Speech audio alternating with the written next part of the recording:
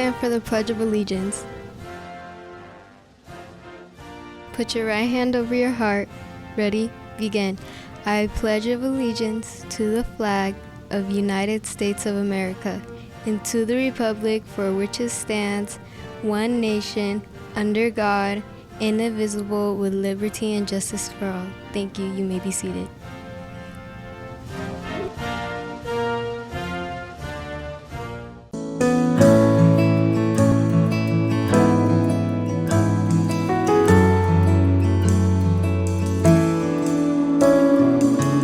Good morning, Landmark Knights. Today we are sharing an important message from our No Place for Hate initiative.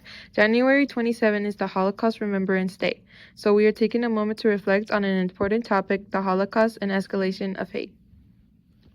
The Holocaust was the systematic persecution and murder of 6 million Jews by the Nazi regime. This genocide was fueled by anti-Semitism and racist ideology. Other groups, including Roma and Sinti people, LGBTQ plus individuals, people with disabilities, and people of color were also targeted.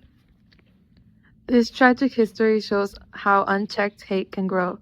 To understand this, let's look at the pyramid of hate, which shows how bias escalates from biased attitudes like stereotypes to acts of bias, discrimination, violence, and even genocide. The base of the pyramid is biased attitudes like stereotypes or insensitive remarks. It escalates to acts of bias such as bullying or social exclusion. Higher up are discrimination and bias-motivated violence. And at the top is genocide, like what happened during the Holocaust. Listening to survivor testimonies provide a window into the thoughts, feelings, motivation, and fears of people who experienced the Holocaust firsthand. We'll now hear from Otto Hertz, a Holocaust survivor who shares his story about the early stages of hate his family experienced in 1933 Germany. As you listen, think about how this act of bias impacted his family and community. The 1st of April 1933 was the boycott ordered by the Nazi government. All Jewish stores had to be they put Nazi SS and Nazi brown uniforms before the Jewish stores in order that people could not go into the stores. So they boycotted the Jewish stores on the 1st of April 1933. And that was also one of those humiliation days. Yeah, people were afraid to come in. A few people who were of Dutch nationality, they didn't mind.